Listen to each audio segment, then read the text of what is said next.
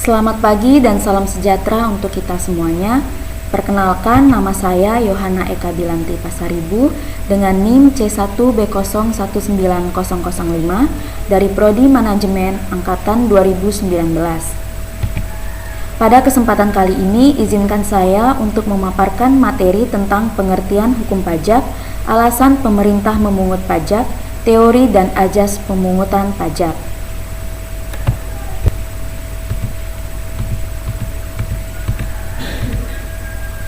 Selanjutnya yaitu pengertian hukum pajak.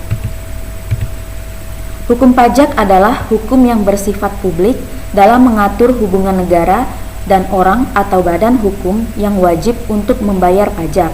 Selain itu, hukum pajak diartikan sebagai keseluruhan dari peraturan-peraturan yang mencakup tentang kewenangan pemerintah untuk mengambil kekayaan seseorang dan menyerahkan kembali kepada masyarakat melalui uang atau kas negara. Dengan kata lain, hukum pajak menerangkan mengenai siapa saja yang wajib dan apa kewajiban-kewajiban mereka terhadap pemerintah, hak-hak pemerintah, objek-objek apa saja yang dikenakan pajak, cara penagihan pajak, cara pengajuan keberatan-keberatan, dan lain sebagainya. Selanjutnya yaitu ada dasar hukum pajak. Setidaknya ada 8 undang-undang yang menjadi landasan atau dasar hukum pemungutan pajak di Indonesia. Antara lain, yang pertama, Undang-Undang Nomor 13 Tahun 1985 tentang Bea Matrai. Yang kedua, Undang-Undang Nomor 12 Tahun 1994 tentang Bea Pajak Bumi dan Bangunan. Yang ketiga, Undang-Undang Nomor 16 Tahun 2000 tentang Ketentuan Umum dan Tata Cara Perpajakan. Yang keempat, Undang-Undang Nomor 17 Tahun 2000 tentang Penghasilan. Yang kelima, Undang-Undang Nomor 18 Tahun 2000 tentang Pajak Pertambahan Nilai atas barang dan jasa dan penjualan atas barang mewah. Yang keenam, Undang-Undang Nomor 19 Tahun 2000 tentang Penagihan Pajak dengan Surat Paksa. Yang ketujuh, Undang-Undang Nomor 20 Tahun 2000 tentang Bea Perolehan Hak atas Tanah dan Bangunan. Dan yang terakhir ada Undang-Undang Nomor 14 Tahun 2002 tentang Pengadilan Pajak. Dari undang-undang tersebut dapat ditarik kesimpulan ciri-ciri yang melekat pada pajak.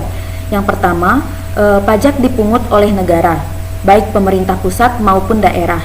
Iuran tersebut berupa uang yang dipungut disebabkan suatu keadaan, kejadian, dan perbuatan yang memberikan manfaat tertentu bagi seseorang. Yang kedua yaitu dipungut atau dipotong berdasarkan dengan ketentuan undang-undang serta aturan pelaksanaannya. Yang ketiga, dalam pembayaran pajak tidak dapat ditunjukkan adanya kontraprestasi langsung dan dapat ditunjuk. Lalu yang keempat yaitu diperuntukkan bagi pengeluaran pembayaran pemerintah yang bermanfaat bagi kemakmuran rakyat.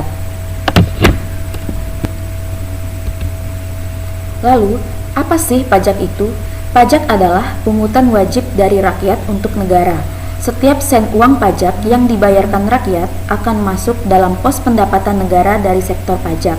Penggunaannya untuk membiayai belanja pemerintah pusat maupun daerah demi kesejahteraan masyarakat.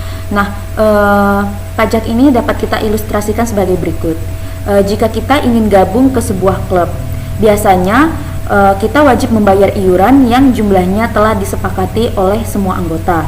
Dengan iuran itu, klub kita bisa membuat aneka kegiatan bermanfaat. Misalnya, iuran itu dipakai untuk menyewa lapangan futsal untuk olahraga di luar jam sekolah, menyumbang teman yang terkena musibah, atau mungkin sesekali iuran itu dipakai untuk makan bersama. Nah, negara kita ini bisa kita ibaratkan sebagai sebuah klub besar. Agar klub besar ini tetap eksis dan terus mengadakan berbagai kegiatan yang bermanfaat, semua anggota klub yang punya pekerjaan dan sejumlah penghasilan tertentu pun harus membayar iuran. Nah, di lingkup negara, iuran yang wajib disetor ke kas negara dan dipakai untuk kesejahteraan bersama itulah yang disebut pajak. Anggota masyarakat yang dikenai kewajiban perpajakan ini oleh undang-undang disebut sebagai wajib pajak. Lalu, bagaimana dengan anggota klub yang tidak mampu membayar iuran, atau bagaimana dengan warga negara yang tidak mampu membayar pajak? Nah, itulah adilnya pajak. Pajak itu hanya diwajibkan kepada yang mampu membayar. Orang yang tidak atau belum memiliki pekerjaan atau telah punya pekerjaan tapi mendapat imbalan uang yang kecil saja tidak akan dikenai pajak. Bahkan, pemerintah membantu mereka melalui berbagai program bantuan. Mereka juga tidak dilarang untuk ikut menikmati hasil pembangunan dan fasilitas umum yang dibangun dari uang pajak. Selanjutnya yaitu alasan pemerintah memungut pajak.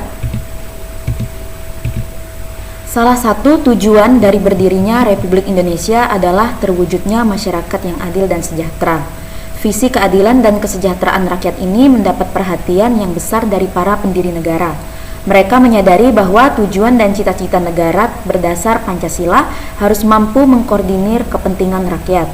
Oleh karena itu, konsep negara kesejahteraan menjadi suatu yang diharapkan. Amanat negara kesejahteraan ini dapat direalisasikan manakala pemerintah dalam membangun bangsa dan negara ini, baik secara fisik maupun non-fisik, memiliki kewenangan untuk mengumpul pajak sebagaimana terdapat dalam pasal 23A Undang-Undang Dasar tahun 1945. Pajak dikumpulkan dari warga negara dan digunakan untuk membiayai semua kepentingan umum. Salah satu alasannya juga yaitu yang pertama, kita sehat dan kuat berkat pajak. Puskesmas dan rumah sakit tersebar di seluruh negeri, memberikan layanan kesehatan dengan biaya yang terjangkau oleh masyarakat. Selanjutnya yaitu karena pajak sekolah menjadi murah.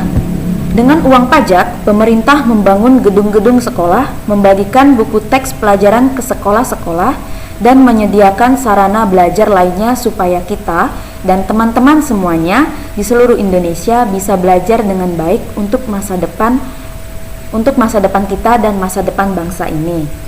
Selanjutnya yaitu pembangunan berjalan juga karena pajak. Jalan beraspal, jembatan, terminal, pasar yang kita lalui saat berangkat ke sekolah dibangun dari pajak. Juga lampu jalan, halte, taman, tempat kita janjian ataupun berkumpul bersama keluarga maupun teman-teman itu juga dibangun oleh pajak. Saat berkunjung ke tempat saudara kita atau ke kampung halaman ataupun bertamasya ke kota atau menghadiri pernikahan saudara kita di luar pulau, tentu saja kita melewati bandar udara ataupun pelabuhan. Nah, pernahkah kita mendengar berita berupa besar dana yang harus dikeluarkan untuk membangun sebuah bandar udara? Yang jelas, dana yang diperlukan untuk membangun bandar udara, pelabuhan, jalan beraspal, dan lain sebagainya itu besar sekali. Karena dana yang diperlukan amat besar, hanya pemerintah yang sanggup membangunnya. Siapa lagi yang mampu membangun bandar udara, pelabuhan, terminal, jalan beraspal, dan sebagainya kalau bukan pemerintah? Tetapi, lagi-lagi, pemerintah bisa membangun semua itu juga berkat pajak yang dikumpulkannya. Lalu yaitu ada pajak, ada subsidi. Nah, berkat pajak juga, pemerintah dapat membantu rakyatnya untuk membeli BBM bersubsidi. Hasilnya, kemana-mana kita bisa naik angkutan umum, termasuk kereta api dan kapal laut dengan tarif yang murah. Aneka makanan di kantin sekolah pun dan tukang gorengan terus terbeli dengan uang saku kita. Itu juga karena para pedagang makanan menggunakan LPG tabung 3 kilo yang murah. Sebagian harganya ditanggung oleh pemerintah. Lalu harga bahan makanan pokok kita seperti beras dan palawija akan sangat tinggi kalau pemerintah tidak membantu Pak Tani mendapat pupuk dan benih. Pemerintah juga membantu rakyatnya menikmati aliran listrik dengan tarif yang terjangkau, di samping menyediakan fasilitas penerangan jalanan dan tempat-tempat umum. Lalu ada pajak, kita aman. Dengan pajak, negara kita memperkuat diri dengan tentara dan polisi. Dengan uang pajak, kita membeli pesawat tempur, kapal perang, kendaraan lapis baja, dan aneka rupa senjata modern. Dari uang pajak juga, pemerintah menggaji tentara yang bekerja mempertahankan negara kita dari ancaman negara lain. Dengan uang pajak, pemerintah menggaji Pak Polisi untuk menjaga ketertiban, mencegah orang berbuat jahat atau menangkap pelaku kejahatan. Berkat uang pajaklah kita bisa belajar, berpergian dengan kendaraan umum, bercengkrama di rumah, di taman, di sekolah, di mal tanpa rasa was-was. Selanjutnya yaitu teori pemungutan pajak. Yang pertama adalah teori asuransi. Nah, teori asuransi ini yaitu pembayaran pajak diibaratkan seperti membayar premi dalam perusahaan asuransi dengan harapan mendapatkan perlindungan dari kejadian tidak terduga di masa yang akan mendatang. Premi asuransi harus dibayarkan oleh setiap peserta asuransi. Dana tersebut kemudian akan digunakan untuk menjamin kehidupan setiap peserta asuransi yang mengalami kejadian tidak terduga yang bisa mengganggu keuangan pribadi. Dengan logika yang sama, seperti itulah teori asuransi. Masyarakat membayar premi sama dengan masyarakat yang membayar pajak untuk subsidi, keamanan, dan lain sebagainya. Lalu yaitu ada teori kepentingan. Dalam teori kepentingan ini ibarat dua belah pihak yang saling membutuhkan dan saling menguntungkan. Negara harus melindungi harta dan jiwa masyarakat agar kepentingannya bisa terlaksana dengan baik. Untuk melakukan itu semua, pastinya diperlukan biaya yang cukup banyak. Biaya yang cukup banyak tersebut dibebankan kepada masyarakat. Biaya yang dikeluarkan masyarakat itu sama dengan masyarakat yang membayar pajak. Lalu ada teori gaya pikul. Dalam teori ini, pajak yang harus dibayarkan oleh masyarakat harus sesuai gaya pikul dan ukuran yang sesuai dengan pengeluaran dan penghasilan, baik perorangan atau sebuah badan usaha. Gaya pikul yang digunakan untuk membayar pajak akan muncul apabila kebutuhan primer dari individu sudah terpenuhi. Jika individu masih memiliki penghasilan di bawah PTKP atau penghasilan tidak kena pajak, maka belum memiliki gaya pikul. Lalu yaitu ada teori bakti. Teori bakti mengatakan jika suatu negara memiliki hak mutlak untuk mengambil pajak dari rakyat, rakyat sudah memahami bahwa membayar pajak merupakan sebuah kewajiban dan tanda bukti kepada negara.